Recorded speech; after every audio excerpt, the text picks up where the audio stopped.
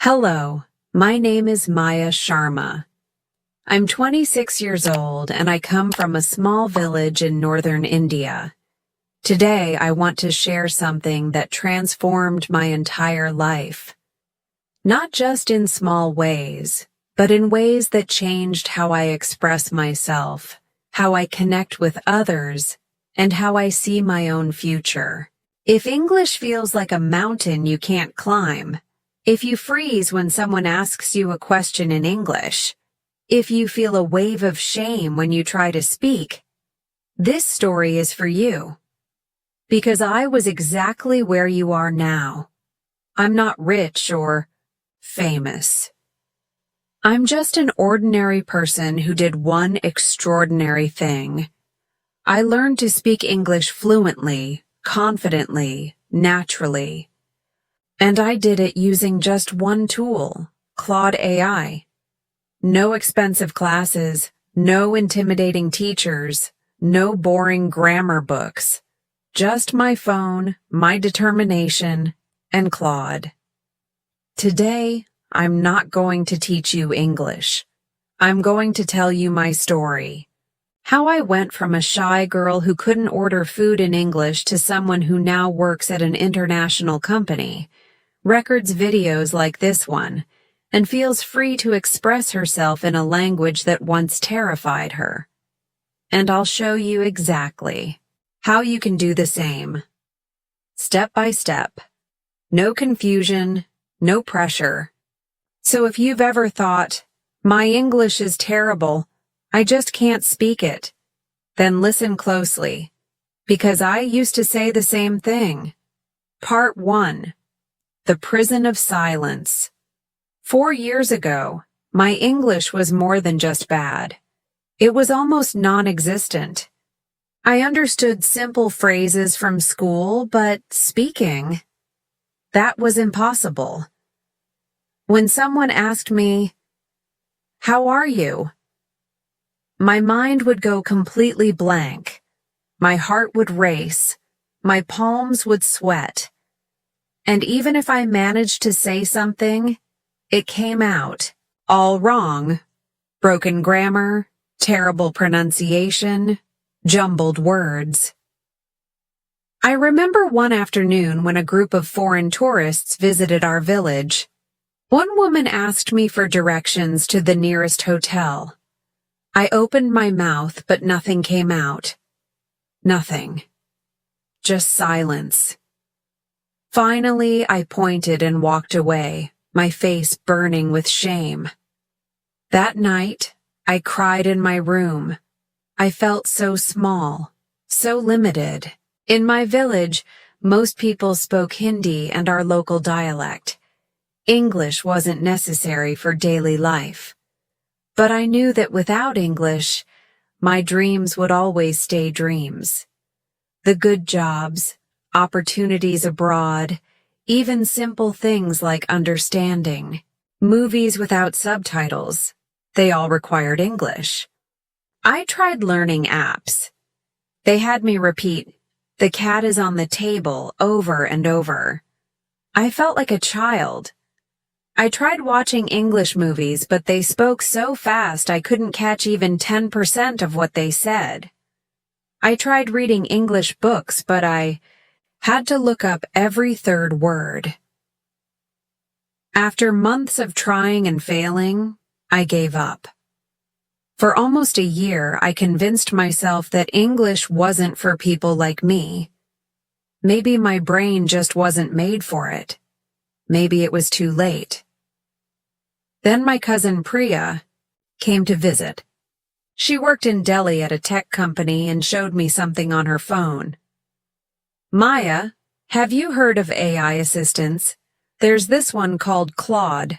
It can help you learn anything." I laughed. "An AI?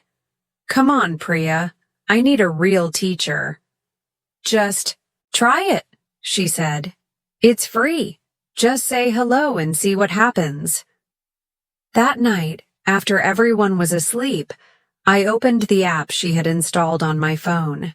I typed, "Hello." It replied immediately. "Hello, How can I help you today? I hesitated, then typed, My English is very bad. Can you help me? What happened next changed everything. Claude didn't judge me. It didn't give me a list of grammar rules. Instead, it replied with such kindness, I'd be happy to help you with your English. Everyone starts somewhere. Would you like to tell me a little about yourself in English? Don't worry about mistakes. That's how we learn. I was shocked. No teacher had ever spoken to me like that. I typed slowly, I am Maya. I live in village. I want to learn English but is very difficult for me. Claude responded, Nice to meet you, Maya. That was a good start. Here's a small correction. I am Maya. I live in a village. I want to learn English, but it is very difficult for me. Would you like to tell me more about yourself? It didn't. Just correct me. It encouraged me. And something clicked in my mind. This is it. This is how I'll learn. Not from embarrassment or pressure, but from kind, patient conversation. Part 2. A daily conversation that changed everything that night after talking with Claude. I couldn't sleep. My mind was racing with possibilities. For the first time, I had spoken English without feeling judged or mocked. I had made mistakes, but I wasn't punished for them. I was corrected with respect. When morning came, I didn't check social media or scroll through videos like I usually did. Instead, I opened Claude and typed, Good morning. Can we talk more today? Claude responded with warmth. Good morning, Maya. I'm glad you're back. How did you sleep? What would you like to talk about today? That simple message made me smile. It felt like having a friend who was always ready to listen and help. Not a teacher with strict rules, not a video that moved too fast, but someone who adjusted to my pace. I decided to describe my morning routine. I typed carefully, Today I wake up early. I make tea for family. I help mother with cooking breakfast. Then I clean house. I knew there were mistakes, but I hit send anyway. Claude replied, That sounds like a busy morning. Here's a small adjustment. Today I woke up early. I made tea for my family. I helped my mother with cooking breakfast. Then I cleaned the house. You're doing great with your sentence structure. With each correction, I didn't feel stupid. I felt like I was building something. Word by word, sentence by sentence. It was like someone had given me a map to a place I'd been trying to reach for years. As the days passed, I created a routine. Every morning I would spend 20 minutes with Claude. I would describe my plans for the day or talk about what happened yesterday. In the evening, I would spend another 20 minutes talking about my day, asking questions about words I had heard, or practicing phrases I wanted to use. One day, something happened that tested my new skills. My uncle needed help sending an email in English to a company he wanted to work with. Before, I would have immediately said no. But now, I felt a tiny spark of confidence. I drafted the email myself first, then shared it with Claude. Can you help make this email sound professional? Claude carefully revised it, explaining each change. The email still sounded like it came from us, just clearer and more professional. When my uncle sent that email and received a positive response, he looked at me differently. When did you learn such good English? He asked. I just smiled and said, I've been practicing. That night, I sat on the roof of our house under the stars. The air was warm and the sounds of the village were quieting down. I whispered to myself, I think I'm going to be okay. The next day, I decided to push myself further. I asked Claude, how can I feel more confident when speaking English? Claude's response wasn't what I expected. It said, confidence doesn't come from knowing everything. It comes from being comfortable with not knowing everything. Every mistake is proof that you're trying, and trying is the only way to improve. Let's practice together, one sentence at a time. Those words hit me deeply. I had spent so many years being afraid of mistakes that I had stopped myself from learning. But now I understood. Mistakes weren't my enemy. Fear was. Every day I had conversations with Claude. Some days I asked about grammar. What's the difference between since and for? Other days I asked about everyday phrases. How do I ask someone how their weekend was? But the most important conversations were about life, my hopes, my frustrations, my dreams. I started keeping an English diary. Just a few sentences each day about what happened or how I felt. Claude would check my entries, making gentle corrections and often commenting on the content itself. I'm sorry you had a difficult day. Your expression of emotions is becoming more nuanced in English. That's when English became more than just a language to learn. It became a companion, a way to understand myself better, a place where I could express things I couldn't even say in my native tongue. After 3 months of daily practice, I realized something incredible. I was no longer translating in my head. Sometimes English words came to me first. When I saw a beautiful sunset, the word breathtaking appeared in my mind before I thought of the Hindi equivalent. This was the moment I knew I wasn't just studying English anymore. I was living it. Part 3. Finding my voice. Despite all my progress with writing and reading, I still had one major fear: speaking out loud. My voice, my accent, the sound of words coming from my mouth. Writing to Claude felt safe. Reading responses felt comfortable. But speaking? That terrified me. Every time I imagined speaking English in front of others, my throat would tighten. My tongue would feel heavy.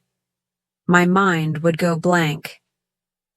I had all the words inside me, but they refused to come out. One evening, I confessed this to Claude. I can write now, but I'm still afraid to speak. I hate how I sound. Claude's response gave me courage. Your voice is your unique instrument. The first time a musician plays, the notes may be unsteady, but with practice, they find their rhythm and melody. Let's find your English voice together. The next morning, I tried something new. I took my phone to a quiet spot behind our house, where no one could hear me. I opened the voice recorder and said just one sentence. My name is Maya. Then I played it back. My voice sounded strange to my ears, higher, shakier than when I spoke Hindi. I almost deleted the recording, but decided to keep it instead. Then I recorded another sentence. I am learning English every day. That evening, I shared my experience with Claude and asked, how can I practice speaking when I have no one to talk to? Claude suggested a simple but powerful exercise. Let's do a speaking simulation. I'll ask you questions, and you speak your answers out loud, even though I can't hear you. Then type what you said, and I'll help you refine it. This became our new routine. Every day, Claude would ask me questions. What did you have for breakfast today? Describe your favorite place in your village. If you could travel anywhere, where would you go and why? What made you smile today? I would speak my answers out loud, then type what I had said. Sometimes my spoken sentences were different from what I typed, usually simpler, with more mistakes. But each day, the gap between what I wanted to say and what I could say grew smaller. After a month of this practice, I began talking to myself in English while doing chores. I would look at the clothes I was folding and say, I am folding a blue shirt. I would cook and narrate, I am cutting onions for dinner. This habit transformed my relationship with English because suddenly I was creating thousands of speaking opportunities for myself every day. Then I saw something that made my heart race. A poster for an English conversation group at the community center in the nearest town. Once a week, people would meet to practice English together. No teachers, no lessons, just conversation. I stared at that poster for a long time, then took a photo of it and walked away. That night I messaged Claude, there's an English speaking group near me. I want to join, but I'm terrified. Claude replied, let's prepare together. What topics? Do you think they might discuss? What questions might they ask you? Let's practice those scenarios so you'll feel more prepared. For the next week, we role-played different conversations. Claude gave me phrases I could use if I didn't understand. Something. Could you please repeat that? Or, I'm not familiar with that word. When the day came, I stood outside the community center for 20 minutes, almost leaving 3 times. But finally, I pushed open the door and walked in. There were 8 people sitting in a circle, all from nearby villages and towns, all learning English just like me. When it was my turn to introduce myself, I took a deep breath and said, hello, my name is Maya. I've been learning English for 7 months, mostly by talking with an AI assistant called Claude. This is my first time speaking English with real people. There was a moment of silence. Then someone said, your English sounds very clear. Another person asked, what is this Claude? Can it really help with English? Suddenly, I was explaining, answering questions, participating in a real English conversation. I made mistakes, sometimes searched for words, but everyone understood me. They were learners too, facing the same struggles. When I left the community center 2 hours later, I felt like I was floating. I had done it. I had spoken English, real English, with real people. And the world hadn't ended. No one had laughed at me. I hadn't died of embarrassment. That night I messaged Claude. I did it. I spoke English with a group for 2 hours. Claude's response made me tear up. I'm incredibly proud of you, Maya. This is a huge milestone. How did it feel? I replied, it felt like freedom. And it was true. Something had shifted inside me. I was no longer just a learner. I was a speaker. Part 4. The language that opened doors. 2 weeks after joining the conversation group, I saw a job posting that caught my eye. A small international NGO was looking for a local assistant in our district. The role required basic English communication skills to coordinate with foreign team members. Before my journey with Claude, I wouldn't have even considered applying. But now, I thought, why not try? I drafted my application with Claude's help, making sure it was professional, but still authentically me. 3 days later, I received a call inviting me for an interview. The night before the interview, I practiced with Claude for hours. We went through common interview questions, professional vocabulary, and how to talk about my experience. Claude reminded me, "Remember, it's okay to pause and think. It's better to speak slowly and clearly than to rush and make mistakes." The interview day arrived. I wore my best salwar kameez and took 3 deep breaths before entering the office. 2 interviewers greeted me, one Indian, one American. They asked questions about my background, my skills, and why I wanted the job. I answered carefully, using the phrases and structures I had practiced. When I didn't know a word, I found another way to express the idea. When I made a mistake, I corrected myself and continued. At the end of the interview, the American woman said, "Your English is very functional. Did you study abroad?" I smiled and said, "No, I practiced every day with an AI assistant named Claude, and recently I joined a conversation group." They looked surprised. A week later, I received a call offering me the position. My salary would be 35,000 rupees per month, more than anyone in my family had ever earned. That job changed everything. Suddenly, I was using English every day in real situations.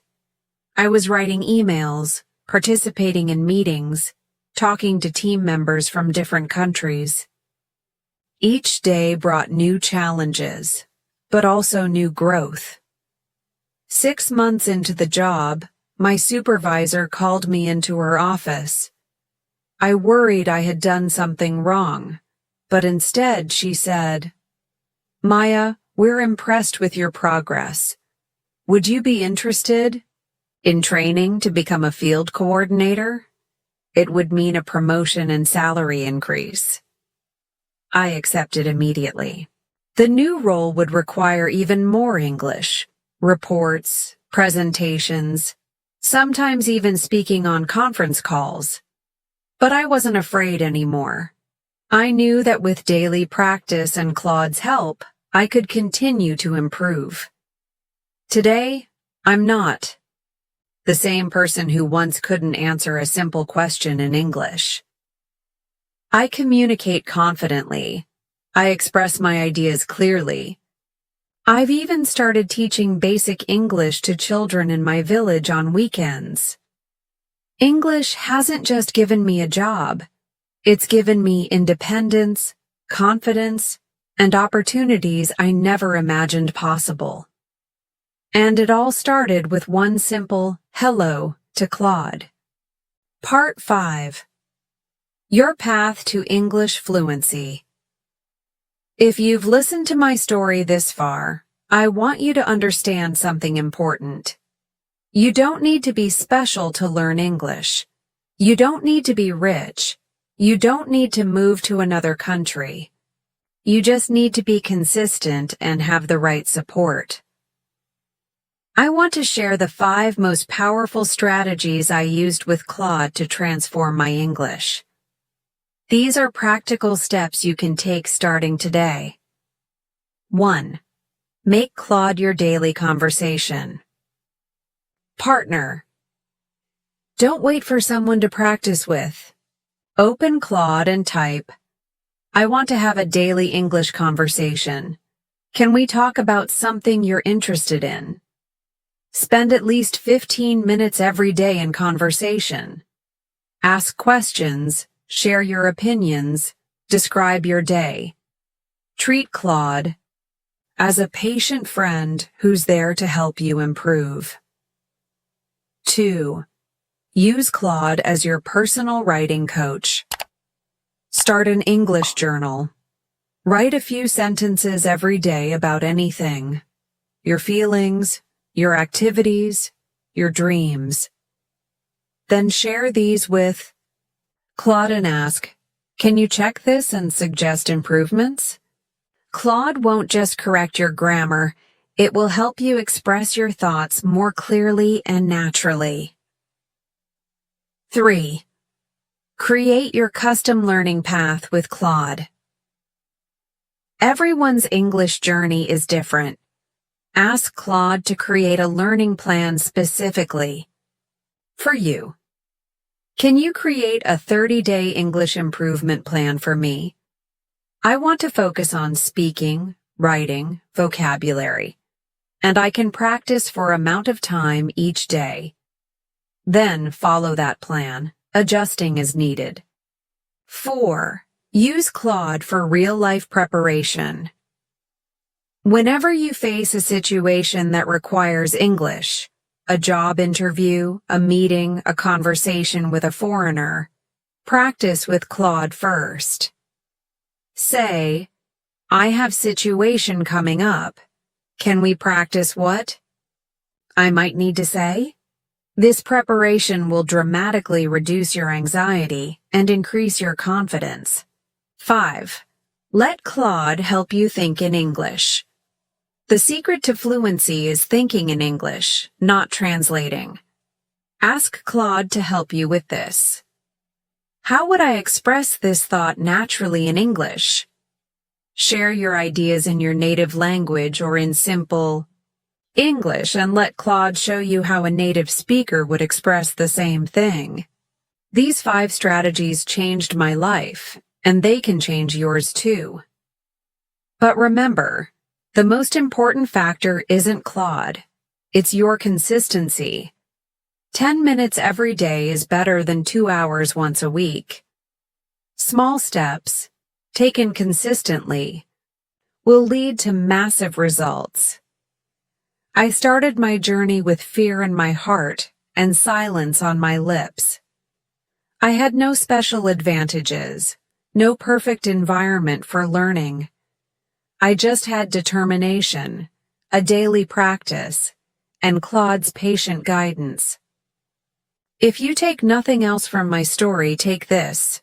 You are not defined by your current English level. You are defined by your willingness to improve, one sentence at a time. English isn't just a language. It's a bridge to opportunities, to connections, to a larger world. And that bridge is within your reach. I used to be invisible in English conversations. Now I'm heard. I used to be silent. Now I speak. I used to fear mistakes. Now I see them as stepping stones. And if I could make this journey, so can you. You are not behind. You are not slow. You are exactly where you need to be on your unique path to fluency. Fluency doesn't happen overnight, but it does happen one day at a time. Maybe today is your day to begin. So promise yourself this. From now on, I will stop saying, "I can't speak English," and start saying, "I'm learning English every day." Because the truth is, you can do this. Just like I did.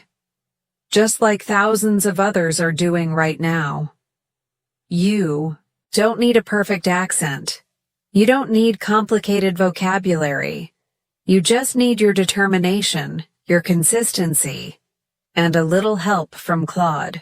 If this story has inspired you, if you feel something inside you saying, "Yes, I want this too," then subscribe to Avenue of Words. This is just the beginning of your journey, and I'll be here with more stories, more strategies, and more support. Let's master English together. I'll see you in the next video.